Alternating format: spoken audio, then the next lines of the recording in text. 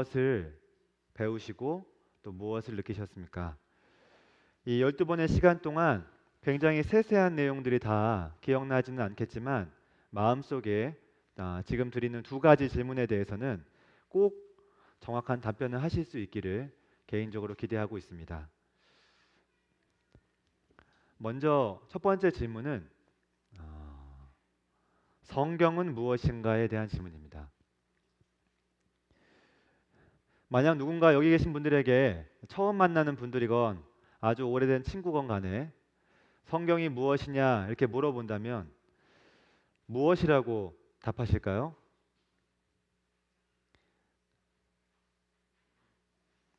하나님의 말씀. 예, 정답을 말씀하셨어요. 예. 누군가는 아주 오래전에 있었던 일들의 집합이다. 또는 누구는 역사다 이렇게 얘기할 수 있습니다.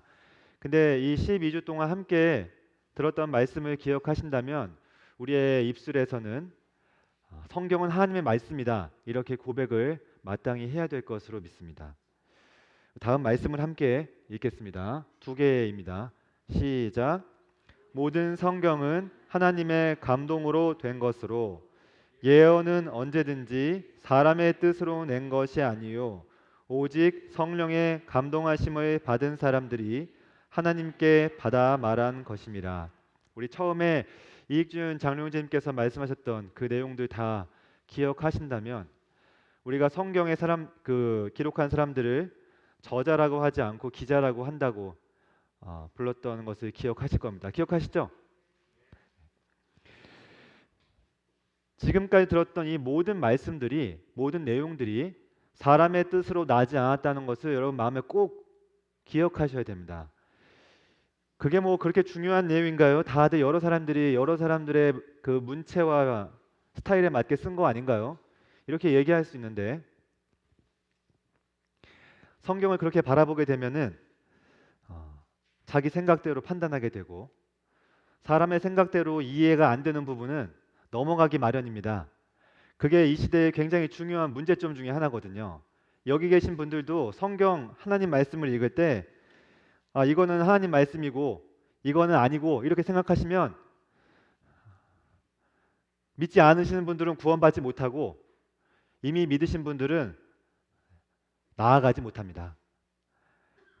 그러므로 성경은 하나님 말씀이라는 것을 꼭 마음에 믿으시고 기억하시기 바랍니다. 하나님의 말씀은 반드시 이루어집니다. 우리 말씀 민수기 23장 19절 말씀 함께 읽겠습니다. 시작. 하나님은 사람이 아니시니 거짓말을 하지 않으시고 인생이 아니시니 후회가 없으시도다. 어찌 그 말씀하신 바를 행하지 않으시며 하신 말씀을 실행하지 않으시랴. 12주 동안 말씀을 보면서 여기 계신 분들의 마음 가운데 여러 가지 중요한 주제들이 남아야 되지만 그 중에 정말 핵심적으로 남아야 될 것 중에 하나는 하나님 말씀은 반드시 이루어진다는 겁니다. 그것을 12주 동안 못 보셨으면은 12주 동안 잘 못 보신 거예요, 진짜로. 하나님 말씀하시고 반드시 이루어집니다. 그분이 말씀하시고 예언하신 것 중에 지금까지 이루어지지 않은 것이 없습니다. 지금까지 이루어지지 않은 것은 앞으로 이루어질 겁니다. 그렇기 때문에 성경에서 말하고 있는 모든 부분들에 대해서 믿음을 가지셔야 됩니다. 그 말씀이 축복의 약속이든 심판의 약속이든 반드시 이루어진다는 것을 꼭 마음에 새기셔야 됩니다. 내가 축복의 말씀만 원하니까 그건 이루어질 것 같고 심판은 이루어지지 않을 것 같아 이렇게 생각하시면 큰일 납니다. 옛날에 회사분 한 분 제가 단에서 공유 드린 적이 있었는데 저희 매니저라고 부르거든요. 매니저님 빨리 회개하셔야 돼요. 죽으면은 심판이 있습니다. 그분이 저한테 이렇게 얘기해요. 하나님께서 나중에 다 살려줄 거야. 왜요? 왜 그렇게 생각해요? 하나님 그럴 것 같아. 나는 그럴 것 같은데. 큰일 납니다. 그렇게 말씀하신 적이 없어요. 그러므로 반드시 이루어진다는 사실을 꼭 기억하셔야 됩니다. 두 번째 질문입니다. 성경의 주제는 무엇일까요? 이 질문에 대해서는 오늘 여기 계신 분들이 직접 꼭 답을 하셔야 되는 질문입니다. 하나님께서는 성경을 통해서 무엇을 말씀하려고 하신 것일까요? 성경은 왜 기록된 것일까요?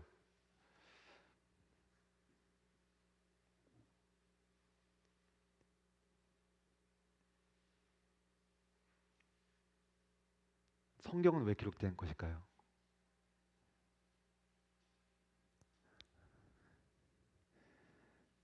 답은 예수 그리스도를 나타내기 위함인 겁니다. 여러 가지 답변이 나올 수 있고 그것도 맞지만 그래도 하나를 뽑는다면 예수 그리스도를 나타내기 위해서 기록하신 겁니다. 구약 성경 통해서 예수님을 찾을 수가 없어요. 이렇게 얘기를 하시는 분들이 계세요. 제가 요즘 구약 성경을 읽거든요. 구약 성경에 예수님이 많이 나옵니다.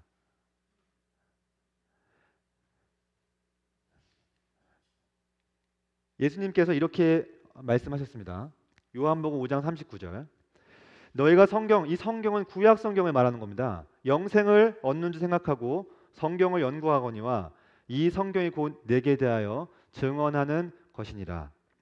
구약 성경을 수백 번 읽었는데 그 안에서 사람이신 하나님이신 예수 그리스도를 발견할 수 없다면 구약 성경을 잘못 읽은 겁니다. 오늘 이 시간 하나님께서 이 구약 성경을 통해서 말씀하신 예수 그리스도의 죽음의 이유에 대해서 처음부터 이 누가복음 쓸 때 그랬죠. 처음부터 자세히 살핀 대로 저희가 함께 살펴보겠습니다. 맨 처음에 태초에 하나님이 천지를 창조하셨습니다. 하나님이 이르시되 우리의 형상을 따라 우리의 모양대로 우리가 사람을 만들고 그들로 바다의 물고기와 하늘의 새와 가축과 온 땅과 땅에 기는 모든 것을 다스리게 하자 하셨습니다. 하나님께서 모든 걸 창조하셨고 이 모든 것이 하나님 보시기에 완벽하고 아름다웠습니다. 그리고 특히 그 모든 환경 속에서 가장 고귀하게 만든 존재 그들이 바로 사람입니다.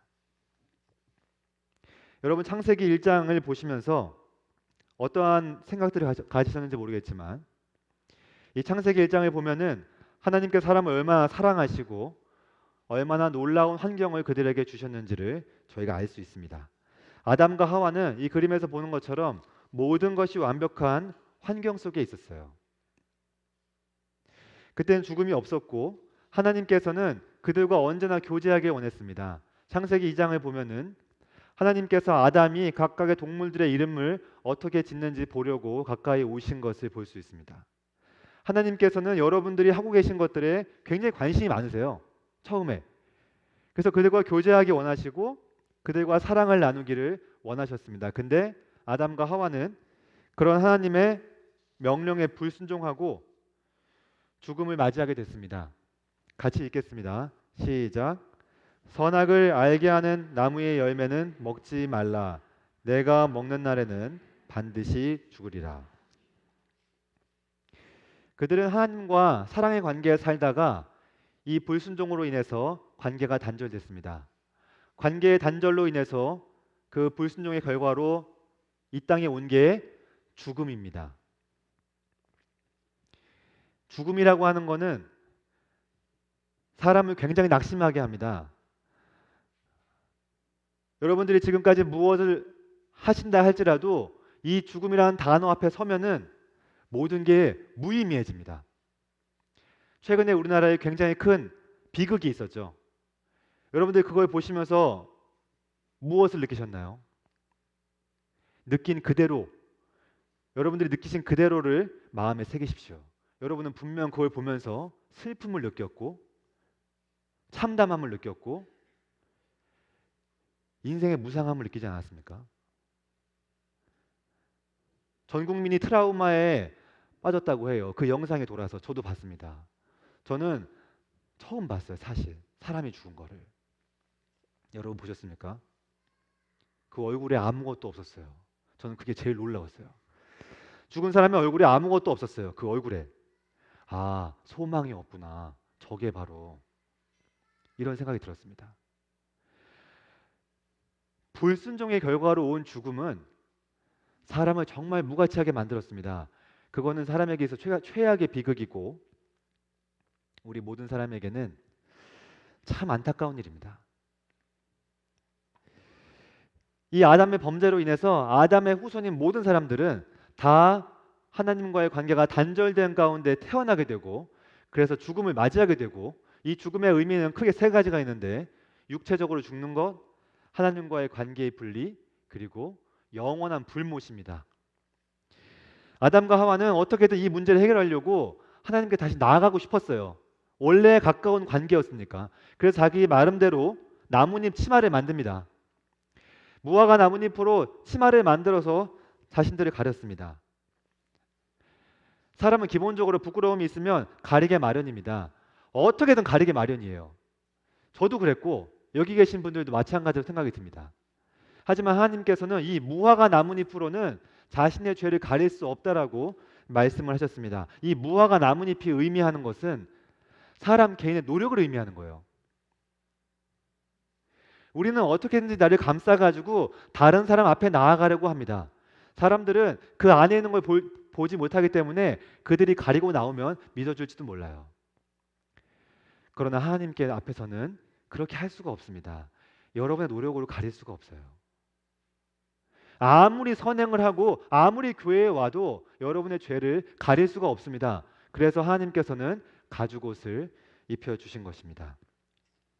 우리의 옷에 대해서 이사야 64장 6절은 이렇게 말하고 있습니다. 같이 읽겠습니다. 시작.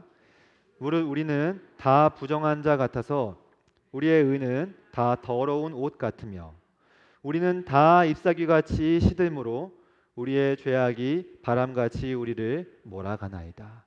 우리의 더러운 옷으로는 거룩하신 하나님 앞에 나아갈 수가 없습니다.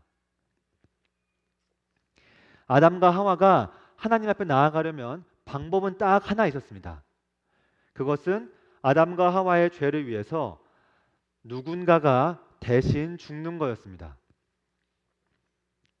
왜냐하면 하나님의 법에 의해서 죄인이 하나님께 나아가려면은 반드시 다른 생명이 죽어야 하기 때문입니다. 이게 하나님의 법입니다. 가죽옷을 입혔다는 것은 어떠한 동물이 아담과 하와를 위해서 죽었다는 것을 의미합니다. 그리고 이것은 장차 그리스도께서 죄인들을 위해서 자신의 생명을 잃게 되실 것을 나타내고 있습니다. 우리 하나님께서는 이것을 처음부터 아담과 하와가 범죄한 그때부터 이것을 구약 성경에 담아두셨습니다. 성경은 이렇게 얘기하고 있습니다. 함께 읽겠습니다. 시작. 하나님의 사랑이 우리에게 이렇게 나타난 바 되었으니 하나님이 자기의 독생자를 세상에 보내심은 그로 말미암아 우리를 살리려 하심이라. 사랑은 여기 있으니 우리가 하나님을 사랑한 것이 아니요 하나님이 우리를 사랑하사 우리 죄를 속하기 위하여 화목제물로 그 아들을 보내셨습니다. 하나님께서는 예수 그리스도를 화목제물로 이 땅에 보내시고 십자가에서 우리를 대신하여 죽음을 당하게 하셨습니다. 그분의 죽음으로 우리는 거룩하게 되었고 영생을 얻게 되었습니다. 가인과 아벨이 그 하나님께 제물을 가지고 나아갔던 장면을 기억하고 계신가요? 그때 하나님께서는 아벨의 제물은 받으시고 가인의 제물은 거절하셨습니다. 왜 거절하셨죠?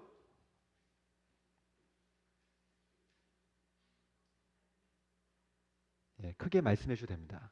예, 감사합니다. 예. 가인이 자기가 열심히 수고한 자기의 소산물로 하나님께 가지고 갔어요.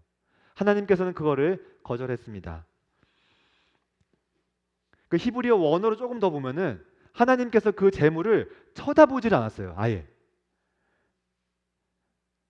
여러분들 누군가가 내가 열심히 가져와 가지고 제 거예요 이렇게 드렸는데 그분이 내 재무 선물을 보지도 않아요. 여러분 마음이 어떠시죠?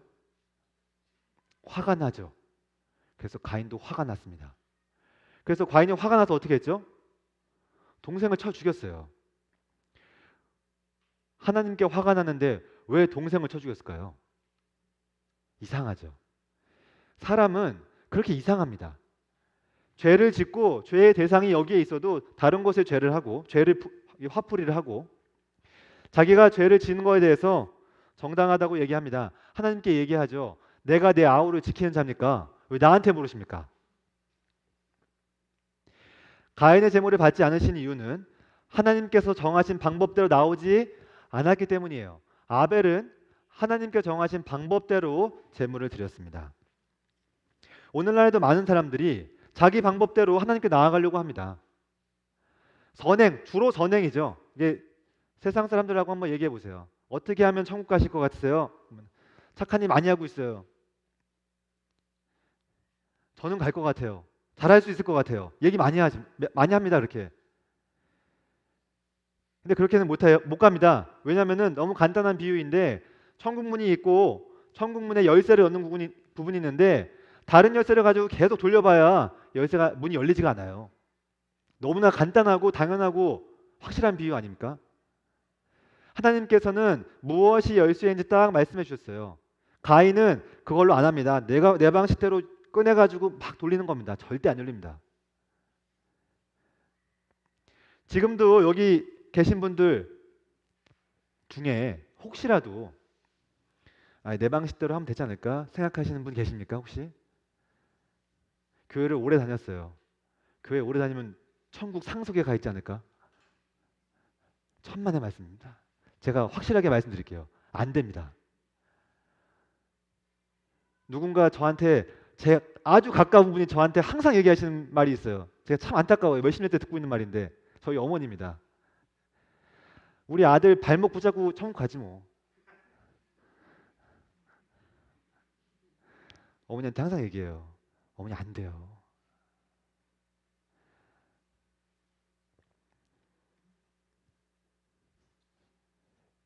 많은 사람들이 자기의 행위를 가지고 천국에 가려고 합니다. 여기 계신 분들께 이 말씀을 드리는 이유는 아주 오랜 기간 교회에 나와도 자기만의 생각이 있어요. 구원에 대해서 너무 많이 들었는데 구원받지 못해요.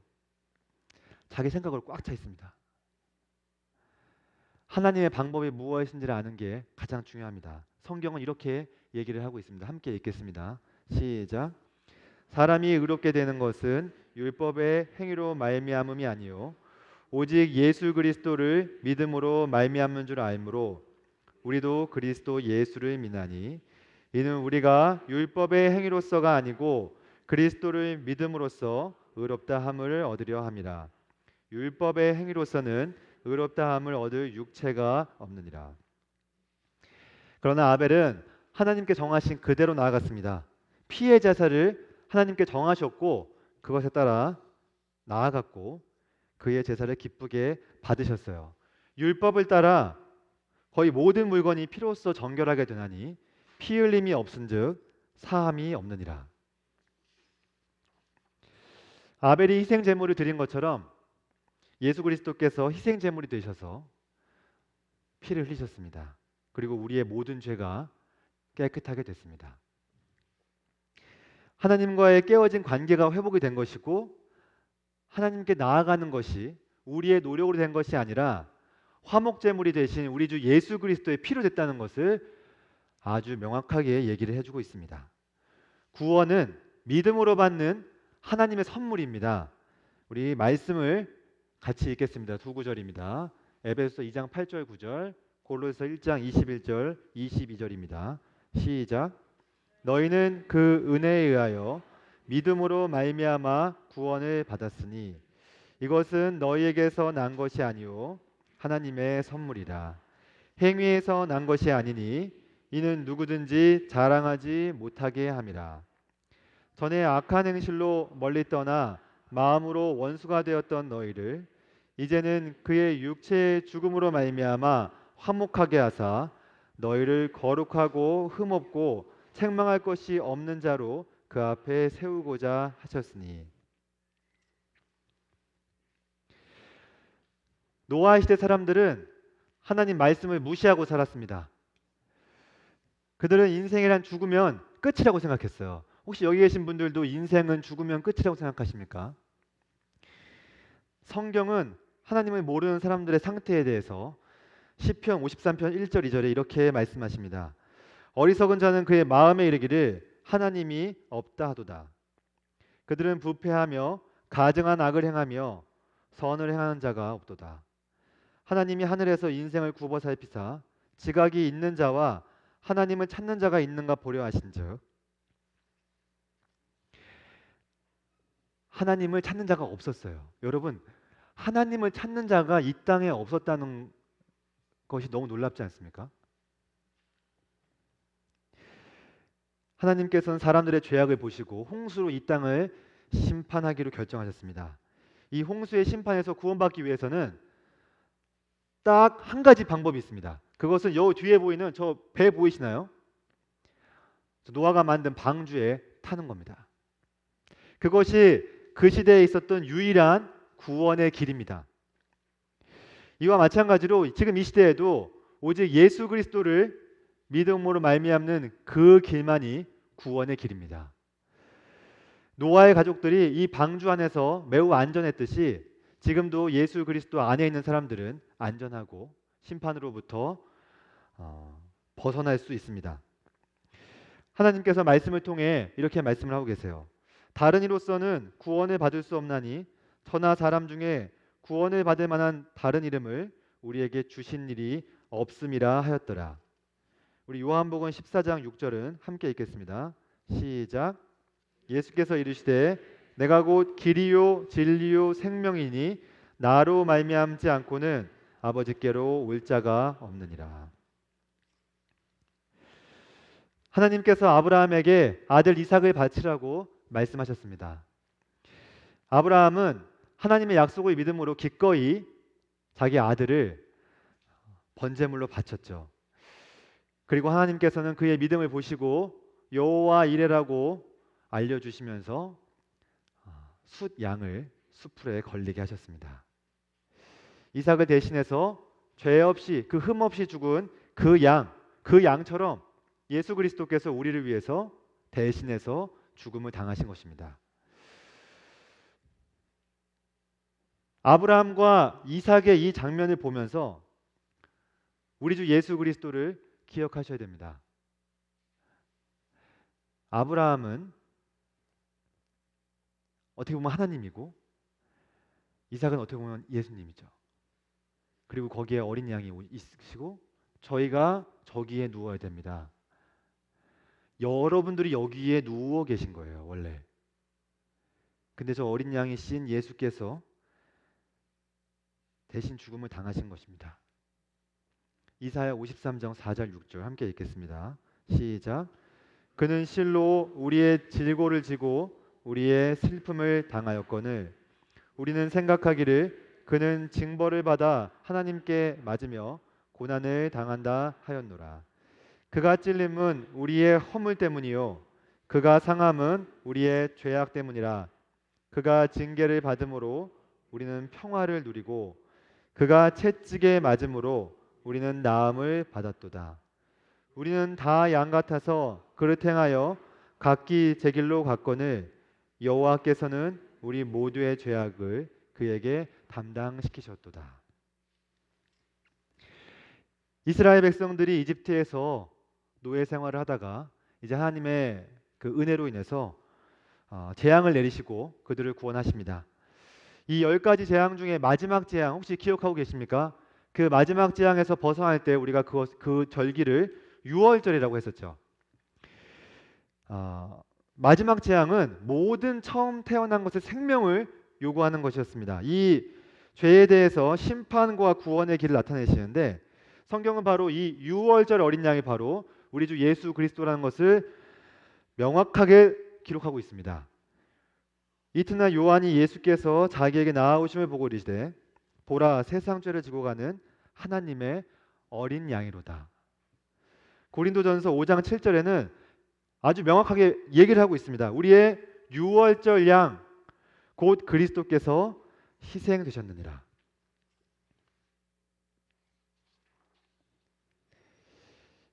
이 유월절에는 하나님께서 명령하신 것들이 있었어요. 몇 가지가. 그것을 반드시 따라야 했습니다. 첫 번째, 유월절 어린 양의 조건이 있었어요. 뭔지 아십니까? 유월절 어린 양은 흠이 없어야 됐습니다. 이는 예수님께서 흠이 없는 제물이라는 것을 말씀하고 계신 겁니다. 그분이 흠이 없다는 것은 그분이 실제 삶에서도 흠이 없다는 것과 더불어서 아담의 씨가 아니라는 것입니다. 성령으로 잉태했다는 것은 굉장히 중요한 의미를 가지고 있습니다. 그분이 하나님으로 말미암은 성령으로 태어난 분이시기 때문에 흠없는 제물로서의 자격이 되시는 거예요. 많은 사람들이 동정녀 탄생을 인정하지를 않죠. 동정녀 탄생이 안 됐으면은 우리도 믿지 말아야 됩니다. 흠없는 어린 양으로 오신 예수님, 그분이 그렇게 태어나신 겁니다. 두 번째로 유월절 양이 죽은 것은 처음 태어난 것을 대신해 죽은 거예요. 그러므로 죽음을 대신했다는 의미가 있습니다. 세 번째로 어린 양을 이 문에 문설주와 인방에 바릅니다. 그리고 집안에 머물러 있어야 했어요. 그러면 재앙이 임하지 않았습니다. 십자가에서 예수님이 피 흘리신 그 피가 우리에게 발라질 때, 우리의 죄를 덮을 때 영원한 심판과 죽음을 피할 수 있다는 것을 말하고 있습니다. 성경은 이 모든 것에 대해서 이렇게 말씀하고 계십니다. 우리 함께 요한복음 5장 24절을 읽겠습니다. 시작. 내가 진실로 진실로 너희에게 이르노니 내 말을 듣고 또 나 보내시는 이를 믿는 자는 영생을 얻었고 심판에 이르지 아니하나니 사망에서 생명으로 옮겼느니라. 성막에 대한 설명을 기억하고 계십니까? 그때 조금 어려우셨죠? 이 성막을 보시면 왼쪽과 오른쪽으로 나누어지고 이 가운데 휘장이 있습니다. 왼쪽이라고 부르는 곳은 지성소, 지극히 거룩한 장소란 뜻입니다. 이 지성소에는 대제사장이 1년에 한 번 속죄물을 들고 그 피를 들고 들어갑니다. 그리고 이 앞에 보이는 저 속죄소 위에 피가 뿌려지고 사람들의 모든 죄가 속죄됩니다. 이 짐승의 희생제물은 사람의 죄를 대속하는 것으로 의미를 하고 있기 때문에 굉장히 중요한 의미이고 나중에 한 몸으로 오실 예수 그리스도를 예표하는 모형입니다. 성경은 이 성막에서 이루어졌던 제사를 다음과 같이 기록을 하고 있습니다. 제가 읽겠습니다. 율법은 장차 올 좋은 일의 그림자일 뿐이요 참 형상이 아니므로 해마다 늘 드리는 같은 제사로는 나아오는 자들을 언제나 온전하게 할 수 없느니라. 그렇지 아니하면 섬기는 자들이 단번에 정결하게 되어 다시 죄를 깨닫는 일이 없으리니 어찌 제사 드리는 일을 그치지 아니하였으리요. 그러나 이 제사들에는 해마다 죄를 기억하게 하는 것이 있나니 이는 황소와 염소의 피가 능히 죄를 없이 하지 못함이니라. 황소와 염소의 피는 죄를 없이 하지 못합니다. 이건 원래부터가 그런 의도가 아닙니다. 그러므로 주께서 세상에 임하실 때에 이르시되 하나님이 제사와 예물을 원하지 아니하시고 오직 나를 위하여 한 몸을 예비하셨도다. 예수님께 자신의 피로 이 모든 속죄의 제사를 끝내셨을 때 하나님께서 성소 휘장을 위에서 아래로 찢어버리셨습니다. 성소의 휘장이 찢어졌다는 것은 사람이 하나님께 나아갈 수 있는 길이 열렸다는 뜻입니다. 예수께서 십자가 위에서 다 이루었다 말씀하실 때 다 이루었다라는 그 의미 세 가지가 있었죠. 그 중에 흠없는 어린 양을 찾았다는 의미, 그리고 두 번째로 모두 지불했다는 의미를 아마 기억하실 겁니다. 예수께서 그 두 가지를 완전히 완성하시고 단번에 모든 것을 해결하시는 속죄의 제사를 드리셨습니다. 우리 말씀을 함께 읽겠습니다. 9장 11절부터 12절을 함께 읽겠습니다. 시작. 그리스도께서는 장래의 좋은 일의 대제사장으로 오사 손으로 짓지 아니한 것 곧 이 창조에 촉하지 아니한 더 크고 온전한 장막으로 말미암아 염소와 송아지의 피로 하지 아니하고 오직 자기의 피로 영원한 속죄를 이루사 단번에 성소에 들어가셨느니라.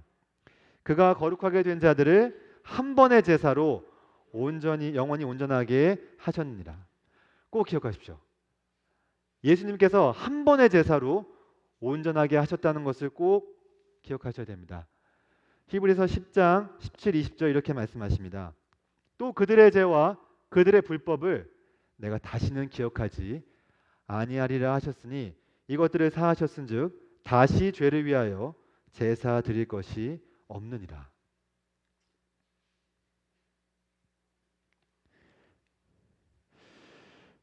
하나님의 심판으로 이스라엘 백성들이 광야에서 불뱀에 물렸던 사건을 기억하십니까?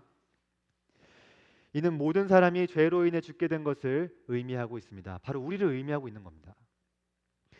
이스라엘 백성들이 자신의 힘으로 이 재앙에서 벗어날 수 없었듯이 여기 계신 모든 분들도 자신의 힘과 노력으로는 심판을 벗어날 수 없습니다. 하나님께서 일단 심판하기를 결정하시면 다 심판을 받는 겁니다. 노아의 홍수 속에서 모두 심판을 받았어요. 소돔과 고모라 유황불이 떨어질 때 다 심판을 받았습니다. 구약 성경에 말하는 모든 심판의 의미가 무엇입니까? 누구도 그 심판에서 벗어날 수 없다는 겁니다. 예외는 없다는 거예요. 하나님의 도우심을 받아서 그럴 만한 자격이 없는 사람이 그분의 도우심을 받아 심판을 면할 수 있는 길들이 열렸습니다. 구약 성경 여러 곳에서 그것이 열렸고 지금은 하나님께서 놋뱀을 장대에 달아서 높이 들면은 그것을 본 자마다 산다라고 말씀하셨습니다. 하나님께서 무엇을 말씀하시든 그분이 말씀하신 게 길이기 때문에 그대로 해야 됩니다. 놋뱀을 보면 산다고 얘기해. 지금 모세 보이시죠? 모세가 놋뱀을 보면 산다고 했잖아요. 제가 이제 가서 얘기합니다. 친구한테 가서 저는 이제 이거 들었어요. 막 달려가가지고 얘기합니다. 예찬님 지금 빨리 가서 저걸 봐야 된대요. 빨리 가서 보시죠. 예찬님이 저를 보더니 정신 차리라고 얘기합니다. 나 지금 뱀 물렸는데 의사를 불러야지. 뭐 하는 거냐고 이렇게 얘기를 합니다. 그럼 아니에요. 하나님께서 놋뱀을 만드셔서 저걸 보면 산다 그랬어요. 근데 제 뺨을 때립니다. 정신 차리라고. 또 다른 사람한테 갑니다. 수진님 빨리 저거 봐야 됩니다. 막 얘기합니다. 그랬더니 이 정신 나간 사람 죄를 지었으면 제사를 드려야지. 제사를 빨리 제사를 드려 그걸 해야죠. 이걸 보고 있어요. 이렇게 얘기합니다. 그럼 저는 아니에요. 그게 아니라고요. 아무리 얘기해도 듣질 않아요. 그게 아니라고. 하나님 말씀하시면 그게 길인 겁니다. 그게 방법인 거예요. 근데 많은 사람들이 놋뱀을 쳐다보지를 않습니다. 하나님은 말씀하신 놋뱀을 쳐다보지 않고 자꾸 자기 방법대로 했으면 거기서 살아날 수 있었을까요? 없었을까요? 대답해 보십시오. 살아날 수 있었을까요? 없었을까요? 아무도 살아날 수 없는 겁니다. 이와 같이 영원한 사망 선고를 받은 사람들은 하나님의 심판을 피할 수가 없었는데 독생자 예수 그리스도를 저렇게 십자가 위에 높이 달리신 거예요. 그리고 죄인들은 우리 예수 그리스도가 달리신 것을 보고 그분의 사역을 믿음으로써 영생을 얻게 되는 것입니다. 말씀을 함께 읽겠습니다. 시작. 모세가 광야에서 뱀을 든 것 같이 인자도 들려야 하리니 이는 그를 믿는 자마다 영생을 얻게 하려 하심이니라. 우리가 해야 할 일은 하나님께로 우리의 삶의 방향을 바꾸고 우리 주 예수 그리스도를 구원자로 받아들이는 것입니다. 그를 믿음으로 바라보는 것입니다. 하나님께서는 사랑이 많으시고 자비로우신 분이세요. 그분이 우리에게 은혜를 베푸시고 우리를 초청하고 계십니다. 그분이 베푸신 사랑을 있는 그대로 받아들이시기 바랍니다. 그분의 약속은 결코 변하지 않습니다. 우리 요한복음 3장 16절 18절을 함께 읽겠습니다. 시작. 하나님이 세상을 이처럼 사랑하사 독생자를 주셨으니 이는 그를 믿는 자마다 멸망하지 않고 영생을 얻게 하려 하심이라. 하나님이 그 아들을 세상에 보내신 것은 세상을 심판하려 하심이 아니요 그로 말미암아 세상이 구원을 받게 하려 하심이라. 그를 믿는 자는 심판을 받지 아니하는 것이요 믿지 아니하는 자는 하나님의 독생자의 이름을 믿지 아니하므로 벌써 심판을 받은 것이니라.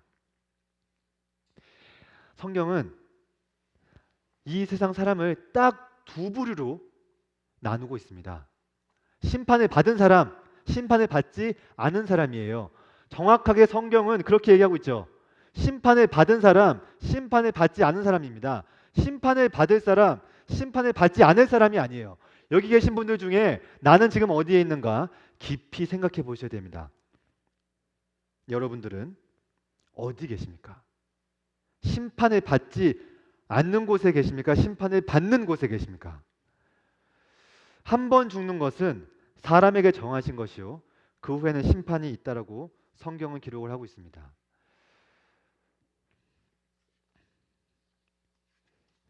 여러분들은 부자와 나사로 이야기를 기억하고 계십니까? 이 이야기는 최소 2000년 전에 있었던 실제로 있었던 일입니다. 이 이야기를 통해서 우리는 두 가지를 반드시 기억해야 됩니다. 첫 번째로 아브라함의 말, 곧 하나님께서 성경을 통해 말씀하신 바에 따르면 죽은 후에는 두 번 다시 기회가 없습니다.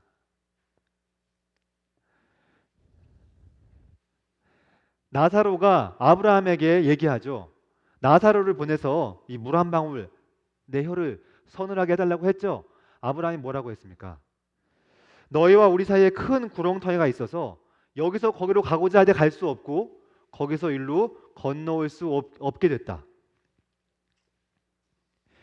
사람들은 자꾸 이렇게 복음에 대해서 얘기를 하면은 다음에 듣겠다고 얘기합니다. 오늘 잠깐 앉아서 복음 듣고 가세요. 다음에 들을게요.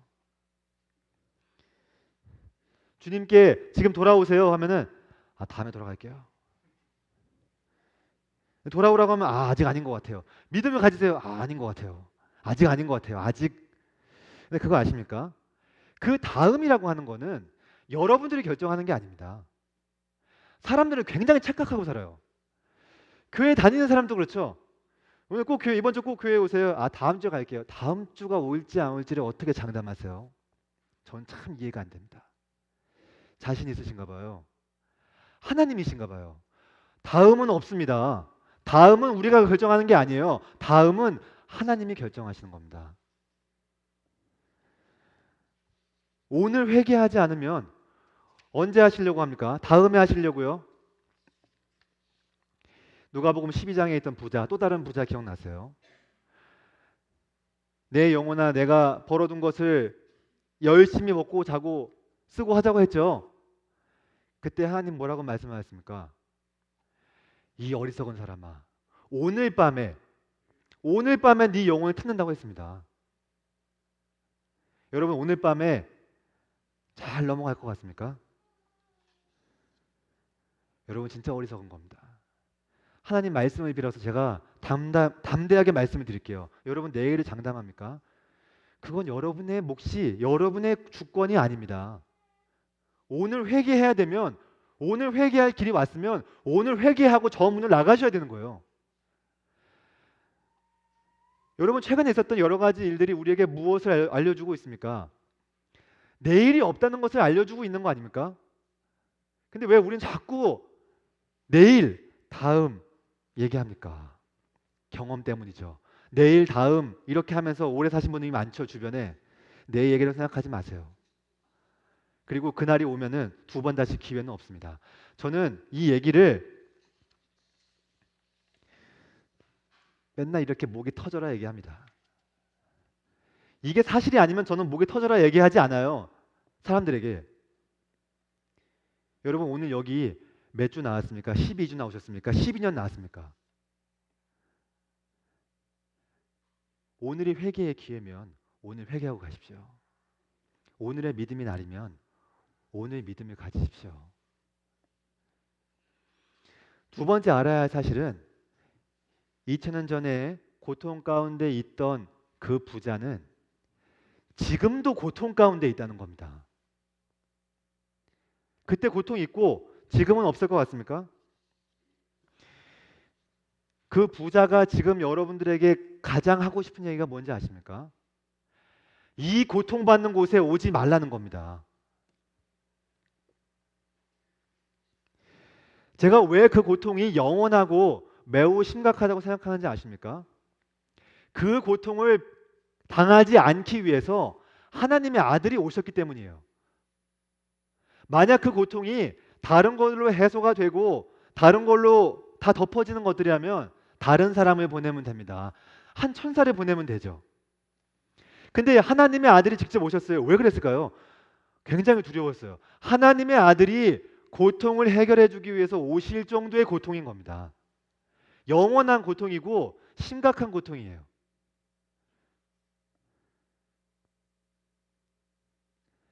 여러분, 하나님의 아들의 가치, 생명의 가치가 얼마나 위대한 줄 아십니까? 여러분, 그 위대한 가치가 죽었으면 그 고통은 말도 못하는 겁니다. 여러분들 그걸 아신다면 오늘 꼭 회개하시기 바랍니다. 예수께서 여러분들을 위해서 십자가에 죽으시고 부활하셨습니다. 이 예수 그리스도의 부활은 하나님께서 그분의 제사를 완벽하게 받으셨다는 증거입니다. 예수께서 부활하시지 않았다면 그분의 제사는 불완전한 겁니다. 그래서 부활이 중요한 겁니다. 하나님께서 예수 그리스도를 죽음으로 내모시고 그를 부활케 하심으로 그분이 메시아고 그리스도이시고 그분의 외침에 따라 우리의 모든 죄가 해결됐다는 것을 성경은 말하고 있습니다. 우리 함께 말씀을 읽겠습니다. 시작. 우리가 아직 죄인 되었을 때 우리를 위하여 죽으심으로 하나님께서 우리에 대한 자기의 사랑을 확증하셨느니라. 여러분, 예수 그리스도께서 우리를 위해 죽으신 것을 기억할 때 여러분 마음에 어떤 마음이 드십니까? 하나님께서 여러분들을 얼마나 사랑하시는지 느껴지지 않습니까? 하나님께서 어떻게 해야 여러분들에게 당신이 여러분들을 얼마나 사랑하는지 나타낼 수 있겠습니까? 예수께서 여러분들을 위해서 죽음을 당하셨어요. 그리고 그분이 부활하시고 여러분들을 값없이 초대하고 계십니다. 말씀을 같이 읽겠습니다. 로마서 4장 23절 25절입니다. 시작. 그에게 의로 여겨졌다 기록된 것은 아브라함만 위한 것이 아니요 의로 여기심을 받을 우리도 위함이니 곧 예수 우리 주를 죽은 자 가운데서 살리신 이를 믿는 자니라. 예수는 우리가 범죄한 것 때문에 내줌이 되고 또한 우리를 의롭다 하시기 위하여 살아나셨느니라. 하나님께서는 지금도 모든 사람들이 회개하고 자신에게 돌아오기를 기다리고 계십니다. 지금까지 우리는 구약 성경 처음부터 하나님께서 인간의 죄를 어떻게 해결하시고 속죄하실지에 대한 굉장히 긴 스토리를 함께 나눴습니다. 주께서는 말씀하신 그대로 예수 그리스도를 보내셨고 속죄의 제사를 완성하셨고 당신의 사랑을 드러내셨고 여러분들을 기다리고 계십니다. 그분의 회개에 대한 초청에 여러분 기꺼이 오늘 이 시간 응답하시기 바랍니다. 오늘이 가기 전에 꼭 하나님께 회개하고 하나님께서 오래전부터 준비하신 예수 그리스도 통한 그 구원의 선물을 꼭 받으시기를 진심으로 기도합니다. 오늘이 아니면 내일은 어쩔지 모릅니다. 제가 요즘 복음 교제를 하고 계신 분들이 계신데 매주 얘기해요. 다음 주는 못 볼지도 몰라요. 오늘이 가기 전에 예수 그리스도에 대한 회개를 가볍게 여기지 마시고 오랜 시간 함께 나눈 말씀들 꼭 기억해 보시고 그 크신 분께서 하신 일들을 감사함으로 받아들이는 귀한 시간이 되시기를 진심으로 기도하겠습니다. 감사합니다.